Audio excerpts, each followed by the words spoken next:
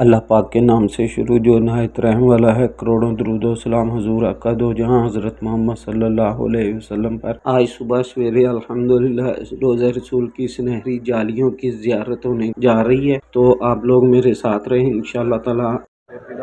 آج صبح فجر کی نماز کے بعد حضور آقا دو جہاں حضرت محمد صلی اللہ علیہ وسلم کے روزہ رسول پہ اسلام کا موقع ملا، تو دعا ہے کہ اللہ پاک ہمارے ملک پاکستان اور جو بیمار ہیں اللہ پاک سب کو صحت تندرستی دے اور ملک پاکستان کی خیر و عافیت ہو۔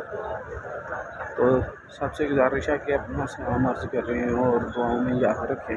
اکثر لوگوں کی طرف سے پوچھا جاتا ہے کہ یہ مسجد نبوی کے اوپر دو گنبد کس لیے ہیں۔ سب سے پہلے جو گنبد خضرا روضہ رسول کا ہے اور جو سلور کلر میں ہے وہ مسجد نبوی کا ہے۔ اس کے عین نیچے جو ہے نا مسجد نبوی کے امام کھڑے ہو کے تاجمات نماز کرواتے ہیں۔ بہت سی کتابوں میں سے پڑھنے کو ملتا ہے کہ گنبد خضرا پہلے اوقات میں پتھر اور اینٹوں سے تعمیر کیا گیا اور اس کا کلر نیوی بلو تھا، اور اس کے بعد میں لکڑی سے، اور اب گنبد خضرا گرین کلر میں۔ اور ابھی یہ ہم لوگ باب اسلام پہنچ چکے ہیں اور ادھر سے ہم لوگ حضور پاک صلی اللہ علیہ وسلم کی بارگاہ میں حاضری کے لیے جائیں گے اور درود و اسلام اور سلام عرض کریں گے انشاءاللہ بفضل خدا۔ یہ مسجد نبوی کا گیٹ نمبر 1 ہے، اور حضرت جبریل علیہ السلام جب وہی لے کر آتے تو وہ بھی حضور پاک صلی اللہ علیہ وسلم کی بارگاہ میں اسی گیٹ سے حاضر ہوا کرتے۔ یہ جو گولڈن کلر کی آپ کو تحریر لکھی گئی نظر آ رہی ہوگی، یہ ساری تحریر سونے کے پانی کے ساتھ لکھی گئی ہے اور بہت ہی خوبصورت۔ یہ جو سامنے آپ کو دو جالیاں پہلے نظر آ رہی ہیں اس میں کچھ بھی نہیں ہے، لیکن لوگ سمجھتے ہیں کہ پہلے حضرت ابوبکر صدیق اور عثمان غنی کا ہے